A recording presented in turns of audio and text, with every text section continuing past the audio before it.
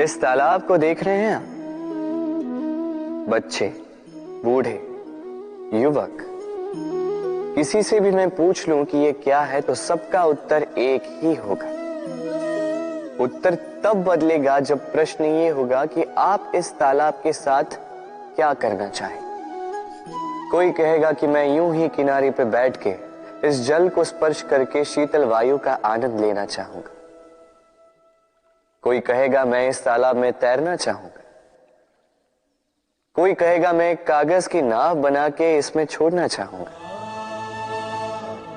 कोई कहेगा मैं मछली पकड़कर जीवन यापन करना चाहूंगा, आदि इत्यादि।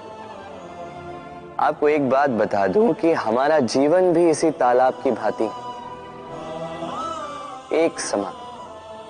किंतु हमें इसके साथ क्या करना है, यह निर्णय हमारा है। इस तालाब में आपको मोती भी मिलेंगे, कीचड़ भी मिलेगा। यदि आप मोती पाना चाहते हैं तो आपको उस गहराई तक जाना होगा, उतने प्रयास आपको करने होंगे, तब जाके आप मोती पाओगे। अन्यथा केवल कीचड़ हाथ लगे। किंतु जो मैं सदैव कहता, निर्णय आपका है। अग्नि क्या करती है? जलाती है। फिर चाहे वो लकड़ी हो, कोयला हो, वस्त्र हो, जो भी आप अग्नि में डालोगे वो भस्म हो जाएगा। किंतु सोना, यदि आप सोने को अग्नि में डालोगे तो वो कुंदन बनकर अपना अस्तित्व निखार लेता है। यदि आप लोहे को ताप दो तो वो फौलाद बन जाता है। क्यों होता है ऐसा? क्योंकि उनके भीतर की अग्नि उनको जलाने वाली अग्नि से अधिक तीक्ष्ण होती। ये अग्नि है निश्चय की, ये अग्नि है पवित्रता की।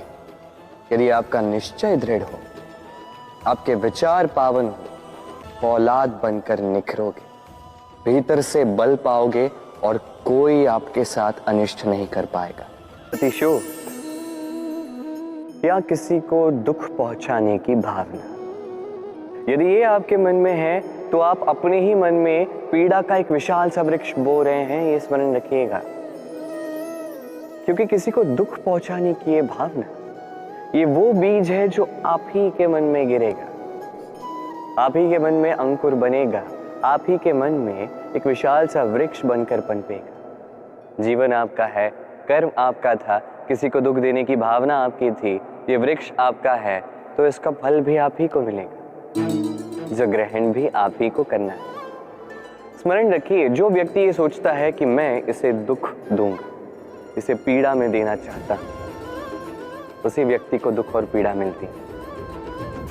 यदि इसी स्थान पे आप ये सोचो कि मैं किसी को सुखी करना चाहता, किसी को सुख देना चाहता, तो इसका भी बीज आपके मन में ही उतरेगा, ये भी वृक्ष ही बनेगा जिसका फल आप ही को मिलेगा। बात यहां आती है बस सोच की, सोच जो सच बनकर सामने आती।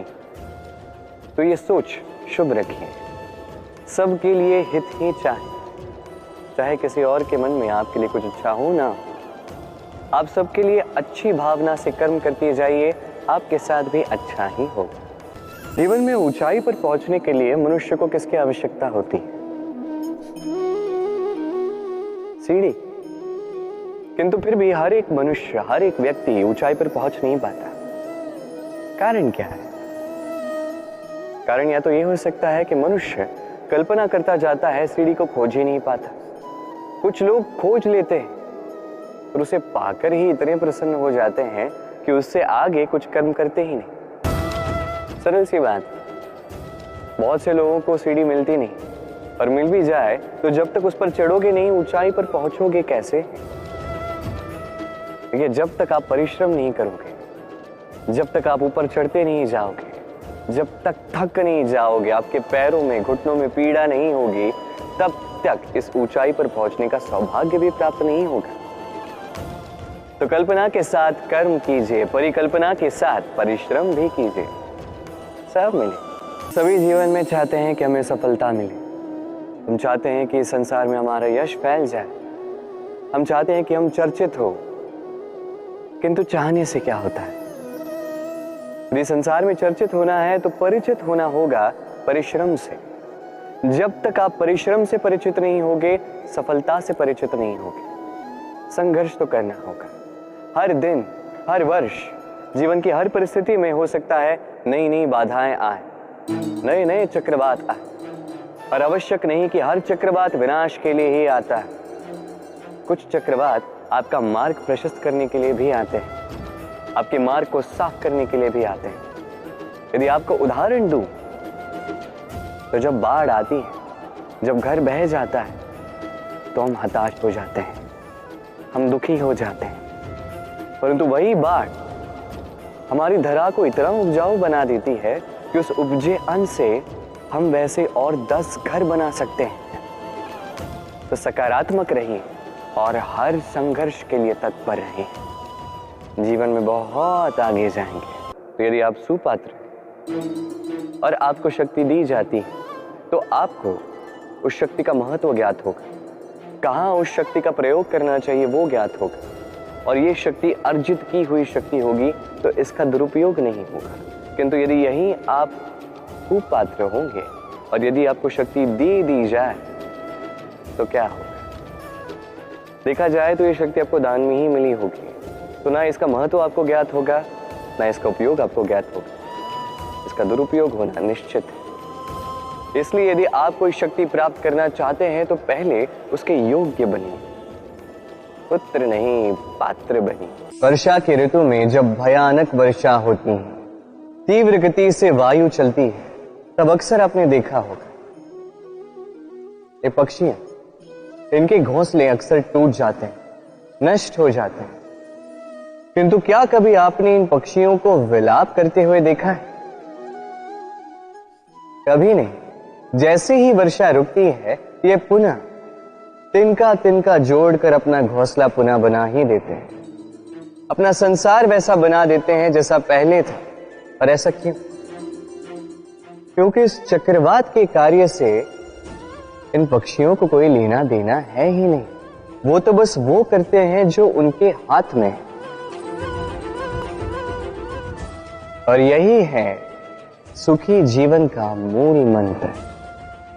जो आपके वश में नहीं, उस पर विलाप करके कोई लाभ नहीं होगा। अपना ध्यान केवल उस पर केंद्रित कीजिए जो आपके वश में। जो बदल चुका है उसे कदाचित आप बदल नहीं सकते, किंतु जिसे आप बदल सकते हैं उस पर ध्यान केंद्रित कीजिए। इस जीवन में तनिक सकारात्मक बन जाइए, देखिए सब शुभ होगा। इस संसार में मनुष्य जन्म लेता है, बड़ा होता है, पुरुषार्थ करता है, कमाता है। कमाना क्या है? अधिकतर लोग कहते हैं कमाना अर्थात धन या संपत्ति। और क्या कमाते हैं और क्या ही अर्जित करते हैं? वास्तविक प्रश्न ये है कि ऐसा क्या है जो वास्तविक रूप से अर्जित करने योग्य है? वो है व्यवहार, ज्ञान और संतोष। क्यों? क्योंकि आप जब इस संसार से चले जाएंगे तो आपकी धन या संपत्ति आपको विदा करने नहीं आएंगे। आपको विदा करेंगे आपके अपने, जिनके साथ आपका व्यवहार था। इस संसार में कई सारे मनुष्य धन अर्जित कर सकते हैं। श्रेष्ठ मनुष्य वही है जो व्यवहार, ज्ञान और संतोष अर्जित करता है, इसे सब में बांटता है। तो यही कीजिए और मेरे साथ प्रेम से कहिए, राधे राधे।